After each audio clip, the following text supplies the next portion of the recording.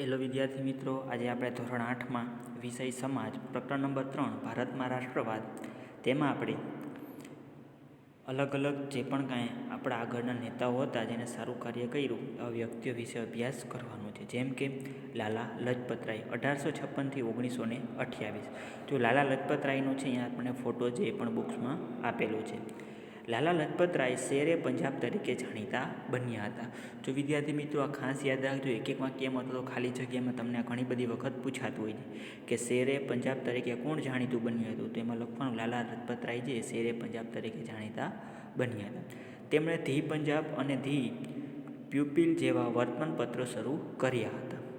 ઈસવીસન 1928માં તેમણે સાયમન કમિશનનો વિરોધ પણ કર્યો હતો.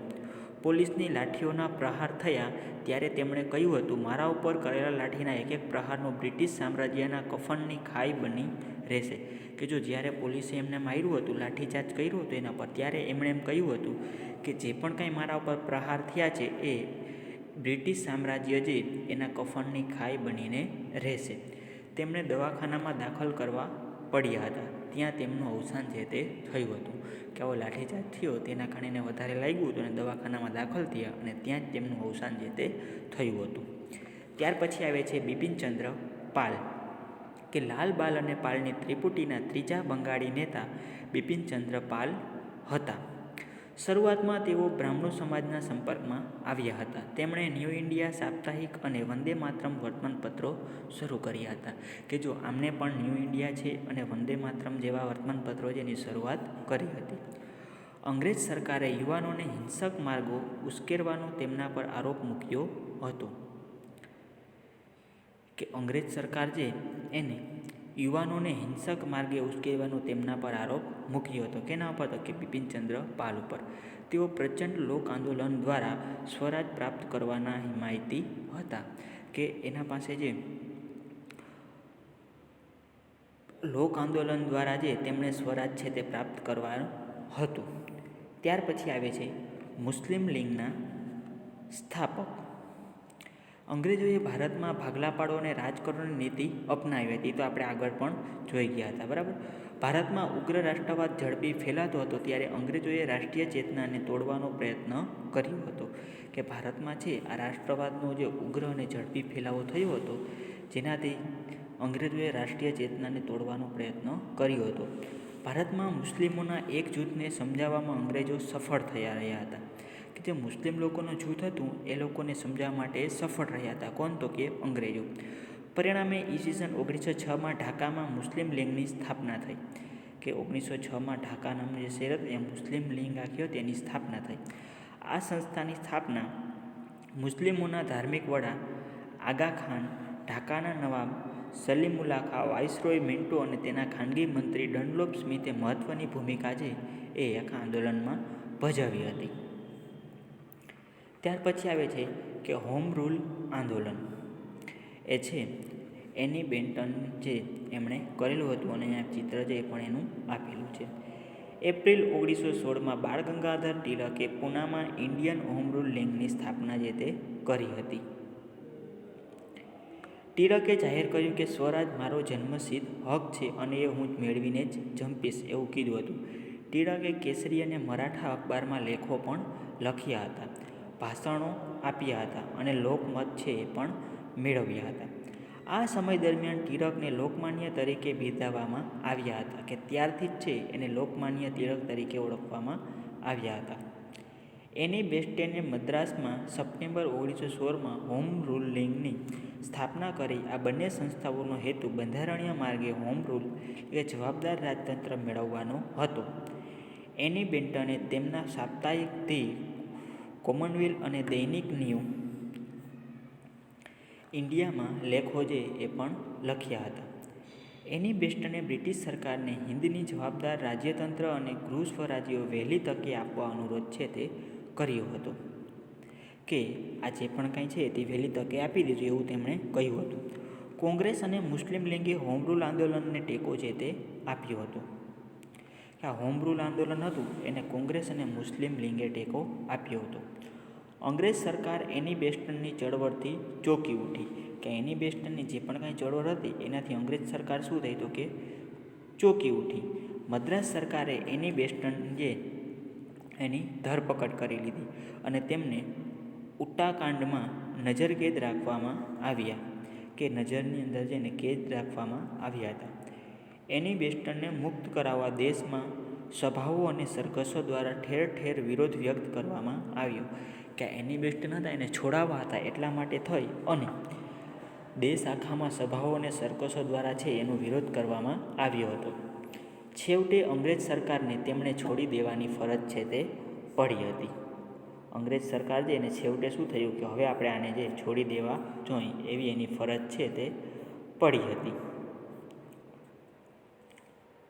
ત્યાર પછી આવે છે લખનૌ કરાર, કે ઈસવીસન 1915માં કોંગ્રેસ અને મુસ્લિમ લીગે એક સાથે મુંબઈમાં અધિવેશન ભર્યું હતું.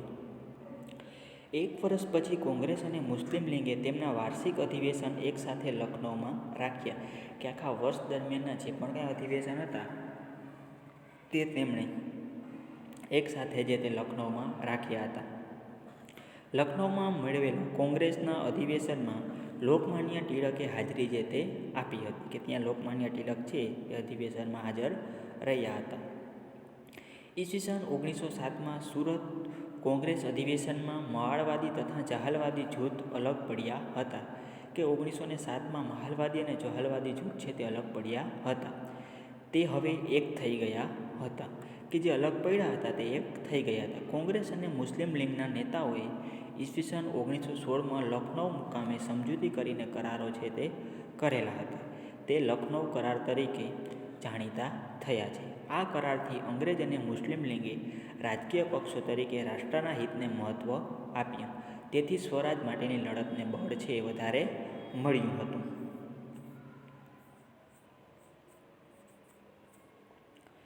ત્યાર પછી આવે છે કે સુભાષચંદ્ર બોઝ અને આઝાદ હિન્દ ફૌજ. જો અહીંયા સુભાષચંદ્ર બોઝ છે એનું ચિત્ર છે એ પણ આપેલું છે, કે સુભાષચંદ્ર બોઝનો જન્મ છે 23મી જાન્યુઆરી 1897ના રોજ ઓડિશાના કટક મુકામે થયો હતો.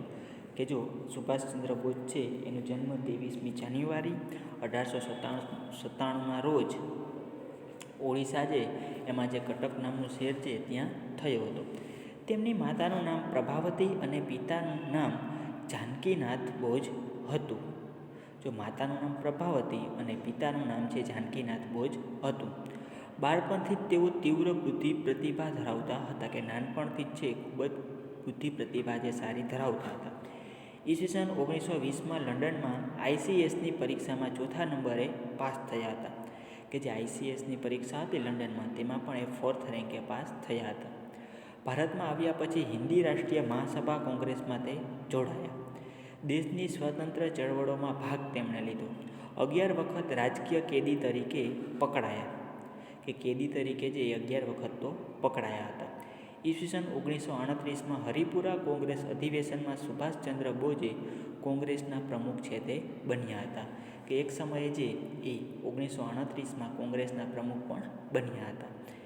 ત્યારબાદ ઈસવીસન 1939માં ત્રિપુરામાં મળેલ કોંગ્રેસ અધિવેશનમાં બીજી વાર પ્રમુખ બન્યા, કે બીજી વખત પણ એ ત્રિપુરામાં પ્રમુખ છે તે બન્યા હતા. કેટલાક મતભેદોને કારણે તેમણે પ્રમુખ પદેથી રાજીનામું છે તે આપી દીધું હતું, કે અંદરો અંદર છે અમુક પ્રકારના મતભેદો થયા જેના કારણે થઈ અને તેમણે પોતાનું રાજીનામું છે તે આપી દીધું હતું. મે 1939માં સુભાષચંદ્ર બોઝે ફોરવર્ડ બ્લોક નામના નવા રાજકીય પક્ષની રચના છે તે કરી હતી. એ નવો રાજકીય પક્ષ હતો તેની રચના કરી હતી. યુરોપમાં દ્વિતીય વિશ્વયુદ્ધ શરૂ થયું અને ફોરવર્ડ બ્લોકે યુદ્ધ વિરોધી પ્રચાર શરૂ કર્યો, કે દ્વિતીય વિશ્વયુદ્ધ શરૂ થયું અને ફોરવર્ડ બ્લોક હતું એને યુદ્ધ વિરોધ છે અમુક પ્રચારો જે ચાલુ કર્યા. સુભાષચંદ્ર અને તેમના સાથીઓને સરકારે જેલમાં પૂર્યા, કે સુભાષચંદ્ર અને તેમના જે પણ કાંઈ સાથીઓ હતા તેમને ગવર્મેન્ટ જે સરકારે એમને જેલમાં પૂરી દીધા હતા. સુભાષચંદ્ર બોઝ ઉપવાસ પર ઉતર્યા. તેમની તબિયત લડતડતા સરકારે જેલમાંથી મુક્ત કર્યા, કે જો એ ઉપવાસ પર હતા સુભાષચંદ્ર બોઝ એટલે અંદર જે જેલમાં એની તબિયત લડથડી ગઈ અને એના કારણે એને જેલમાંથી મુક્ત કર્યા. તેમના જ મકાનમાં નજરકેદ રાખ્યા, કે એમનું જે પણ કાંઈ મકાન હતું તેની અંદર જ તેમને નજરકેદ રાખવામાં આવ્યા હતા. 17મી જાન્યુઆરી 1941ના રોજ મધ્યરાત્રિએ સુભાષચંદ્ર બોઝ અંગ્રેજ સરકારની નજરકેદમાંથી છટકી ગયા. કે 17મી જાન્યુઆરીના રોજ છે એ નજરકેદમાંથી જે છટકી ગયા. તેઓ વેશ પરિવર્તન કરી પેશાવર, કાબુલ અને મોસ્કો થઈ બર્લિન ગયા. કે વેશ પલટો કરી નાખ્યો. આખા જે બતાતા હતા તેવા નહીં, બીજું જ વેશ ધારણ કરી અને એ પેશાવર, પછી કાબુલ અને મોસ્કો થઈ બર્લિન પહોંચ્યા હતા. બર્લિન પહોંચી રેડિયો પરથી પ્રવચન આપતા અંગ્રેજ સરકાર ચોંકી ઉઠી. કે રેડિયો પર તેમણે પ્રવચન આપ્યું. જે સાંભળી પ્રવચન અને આખી અંગ્રેજ સરકાર હતી એ ચોંકી ગઈ કે આ સુભાષચંદ્ર બોઝને તો આપણે નજરકેદ કર્યા હતા, એ વાં કેવી રીતે પહોંચી ગયા એમ. ત્યાંથી તેઓ સુમાત્રા થઈને જાપાન પણ પહોંચી ગયા હતા. એટલે આની સાથે વિદ્યાર્થી મિત્રો અહીંયા આપણો આજનો ટોપિક છે એ પૂર્ણ થાય છે.